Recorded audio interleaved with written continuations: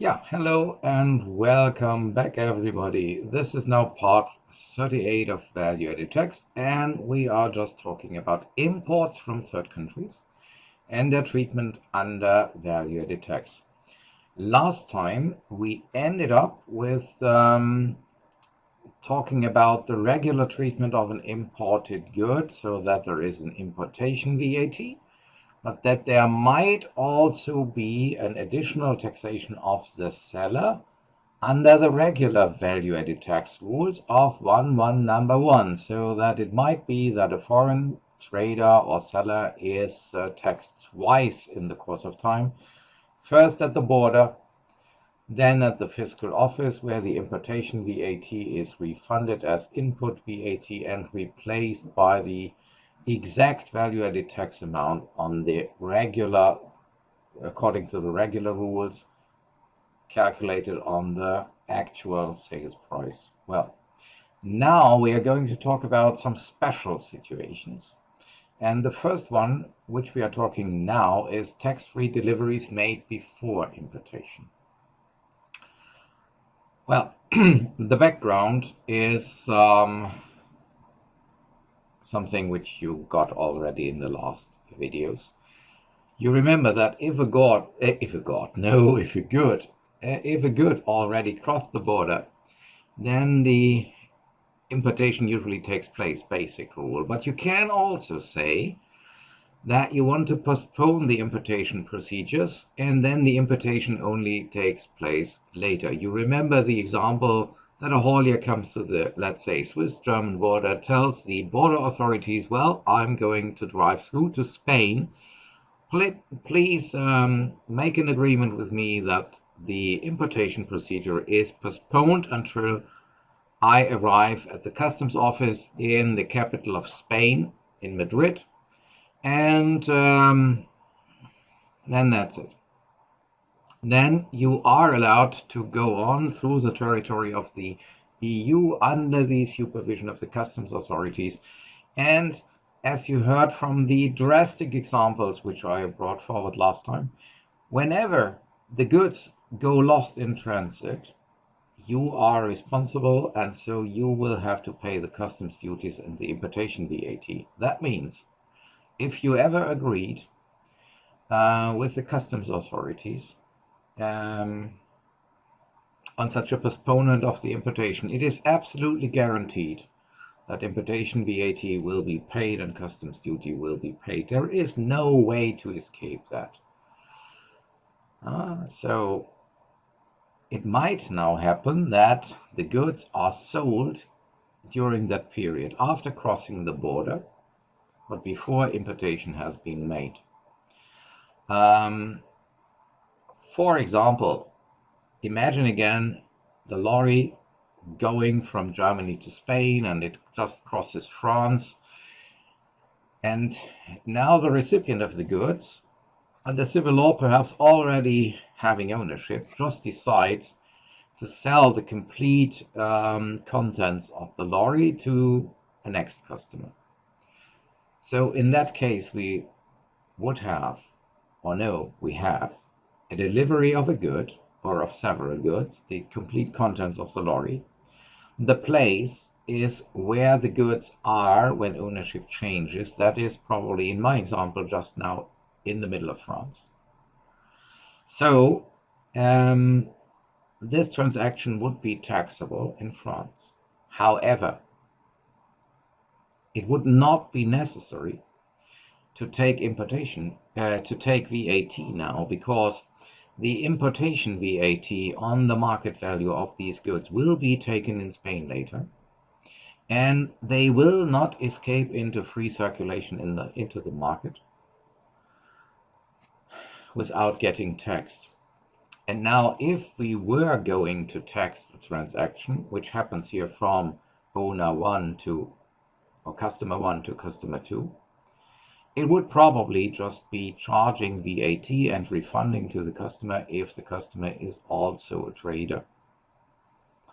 And if the customer is a non-business, so a consumer, then it would leave the customer with twice the VAT burden. First the regular VAT, second the importation VAT.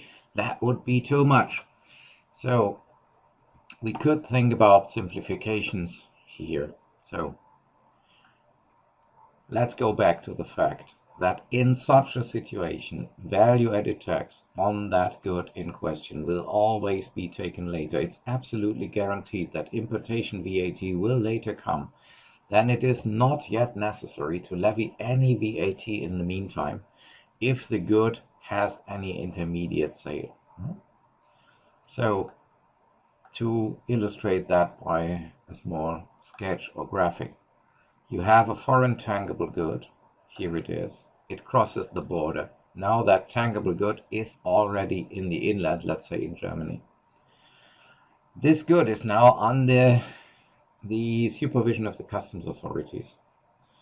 It is yet untaxed, but it can never escape taxation in the long run because the customs authorities will only release it from their supervision if importation VAT is paid. So the later taxation until that supervision ends is automatically guaranteed. So if we resell that tangible good, it is still in an area where it cannot escape later taxation. So taxing it now and then refunding the tax as input VAT to the next buyer might be a senseless bureaucratic exercise. We can renounce on that. Only when the good leaves customs supervision. So when it enters into free circulation in the market, here taxation becomes again necessary so that the good never can vanish into private consume without taxation. So that means we're always during that space where we have that small blue line here, partly covered by the yellow field, during all that time, a regular taxation is not yet necessary. And that is where the legal situation takes advantage of, or where it reacts to.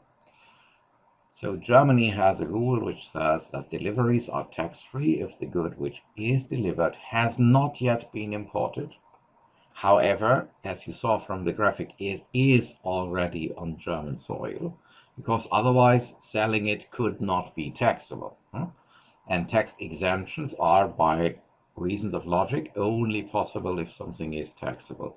You can only free somebody from a tax to whom that tax might be applied.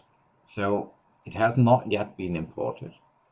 The importation tax is to be paid by the buyer and not by the seller, or by somebody coming later in the chain than the buyer. So a buyer of the buyer, or a customer of the customer, or a customer of the customer of the customer. And now I might go on till the end of this day. So the importation tax is to be paid by somebody else, a customer. This can be found in number 4a of the German value-added tax law, the Umsatzsteuergesetz. What you should note, so remark or keep in mind, is the delivery must under all circumstances be a taxable one. So you can never apply this tax exemption to a situation where, under the rule of 3.6 and non-applicability of 3.8, the place of delivery is outside the inland, so abroad, because then the whole thing is not yet taxable, or not even taxable. A tax exemption can and need only to be granted when there is something taxable. So a good situation would be indeed the lorry driving over German territory already, where a part of the contents or all of the contents of the shipment is sold during the intermediate time.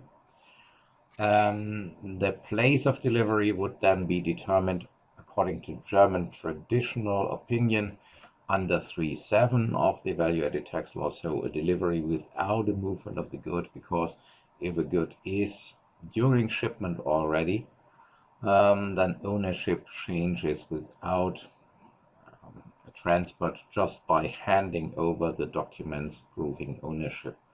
One could debate that opinion, but however, it will be clear that the place of delivery will be under both rules 3.6 and 3.7.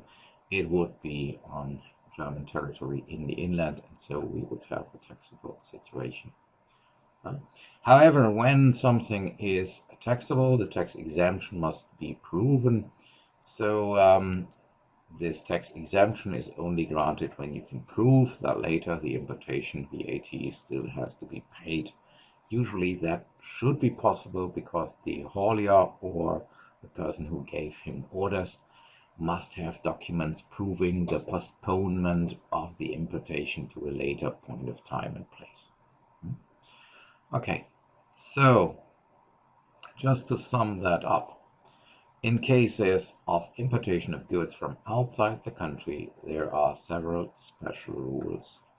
If the vendor pays importation VAT, then the special rule of 3.8 applies. We had that particular rule in the last video. That sometimes when the vendor pays the importation VAT, we have a special problem, and then the vendor, the seller, should also be subjected additionally, apart from the importation VAT, to the regular VAT, where you have to hand in a tax declaration, documents, and all the rest, and apply for a tax registration number and all this. Now, if the acquirer or buyer pays the importation VAT, or a later person in the chain of customers, acquirers, buyers, or however you want to call them, then the tax exemption of number 4A applies, so then the affair is tax-free. However, under the condition that the taxability check leads to taxable transaction in Germany. Here you see again how important it is never to deviate from that official testing scheme, that you always begin to test taxability and then only on a second level check if there is a tax exemption. Okay, that is already enough for a first video for today. It's a small one, okay, I see that, but well, there must also be small things in life. Okay, thank you very much. See you soon for the next video. Goodbye.